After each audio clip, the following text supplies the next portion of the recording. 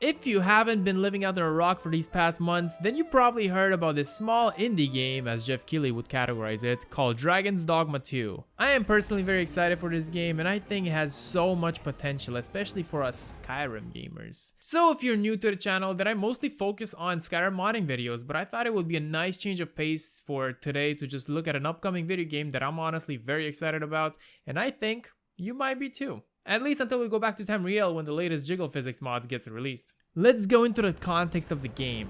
Dragon's Dogma 2 is an open-world action RPG developed by Capcom and directed by Hideaki Itsuno. I am not very familiar with his work personally, but if his name sounds familiar, then you might be a Devil May Cry fan, since he directed a series since DMC3. The first Dragon's Dogma game came out in 2012, and it was a certified cult classic. Now, I'm not an expert on the first game personally because I played it for the first time earlier this year. I thought it was pretty cool. I was actually pretty impressed. The first game was very limited, but I think it's still a really cool game, especially for the time. There was a lot of cut content to the game, and you can somewhat feel that, but when it comes to the sequel coming out, it will be bigger and a more complete experience overall. Dragon's Dogma 1 came out at the peak of Skyrim, and frankly, it could not compete. While everyone and their mom were forced for dying shit left and right, this title just went over everybody's heads. It's nice to see that Capcom is giving the franchise a second chance by creating a sequel that is technically a sequel, but acts more like a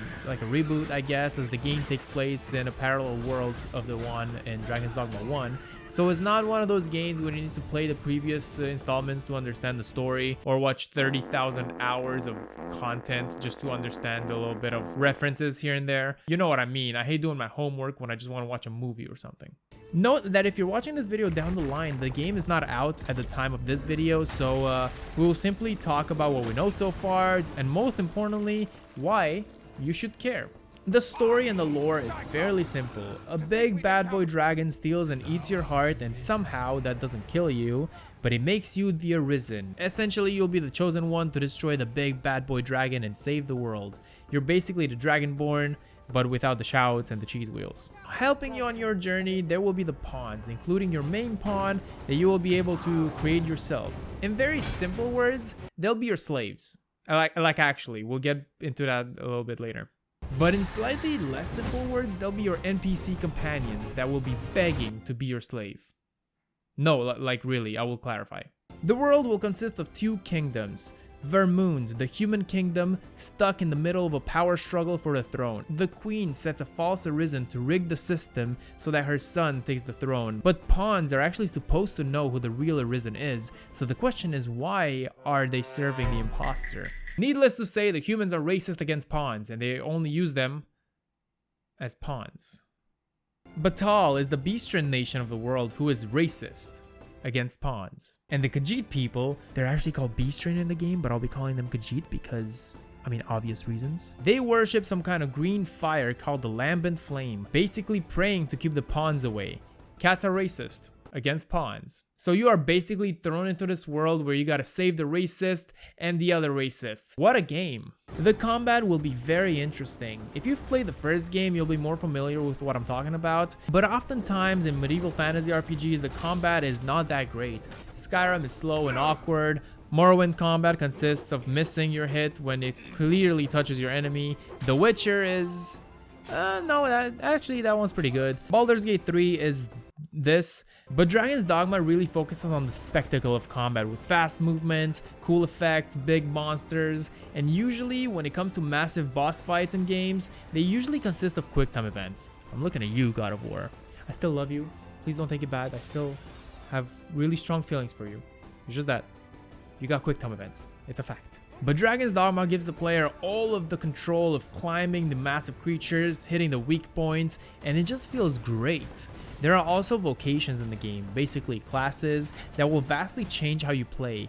You got the fighter, the archer, the thief, which is actually what I'll be playing as, the mage, warrior, sorcerer, magic archer, ooh, mystic spearhead, trickster, oh, and the wayfarer, basically an all-in-one kind of guy. And you can definitely go deep in the customization of your vocation, but the beauty of the game is that you're not really forced to. So if you're only there for a chill time, you can just have a chill time without worrying about your stats too much. You still gotta care a little bit, you know, but like, it doesn't have to be that deep. Whenever you see this gameplay footage of combat encounters, you can also see that there's this Dragon's Dogma jank, which I'm honestly all about.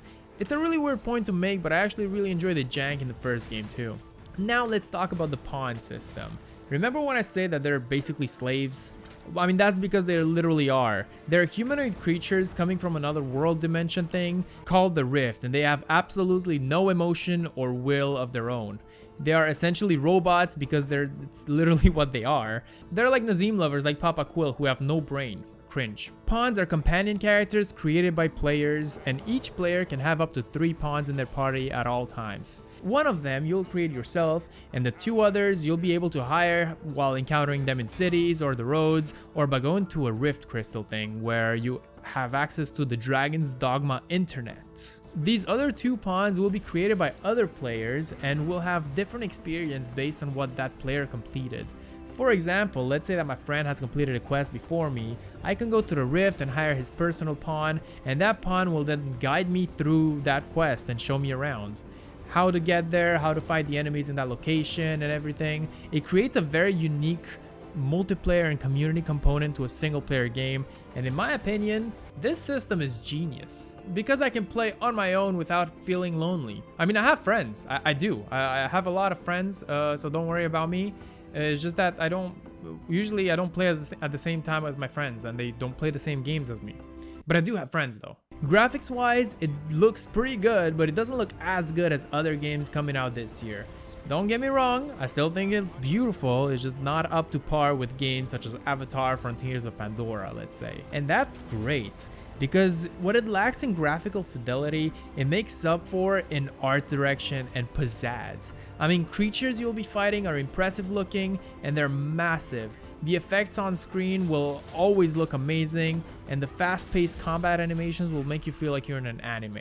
The exploration will definitely be the most interesting aspect of the game, and that is what I will be mainly playing for. The game will have no quest markers. You will often refer to the map and the quest journal to figure out where you need to go. This will encourage you to think a little bit rather than just hop on a horse and go in a straight line till you reach the objective, which is such an annoying trope in open world RPGs these days, or basically be forced to fast travel because the map is too big.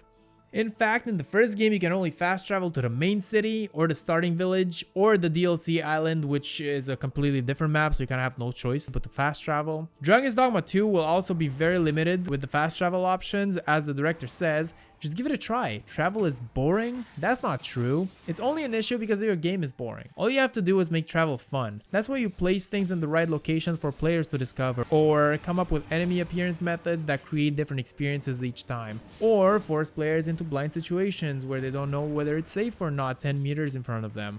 We've put a lot of work into designing a game where you can stumble across someone and something will appear. So while it's fine that it doesn't have fast travel, we decided to design the map in a way that the journey itself could be enjoyed. In the same kind of way in real life that you may deliberately choose to go on a bike or by foot when traveling instead of taking the faster options, which I guess he means cars. It's honestly, to me, very nice to hear, since it will give the world personality and a reason to be explored rather than a massive empty map. Another cool aspect of the exploration is that the pawns who know where to go will be leading you to the quest rather than a quest marker, and in cases where you don't have pawns that know, you will need to follow the road.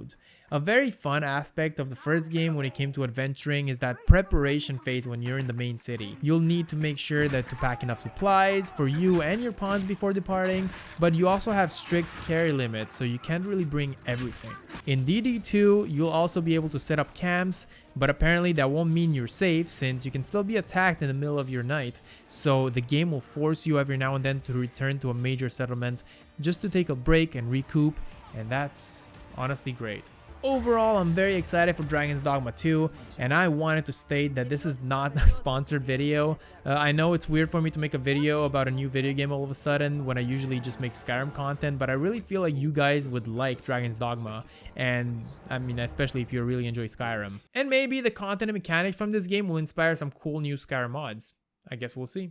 A massive thank you to my Patreon supporters who continue to support more and more content here. Your name can also appear at the end of my videos, or you can be completely roasted to bits if you choose the Nazim Lover tier. Now go back to playing Skyrim and make sure to check out these videos if you want to make your game, look better, and also make your cities look way more grand than they are in vanilla, because vanilla is pretty lame.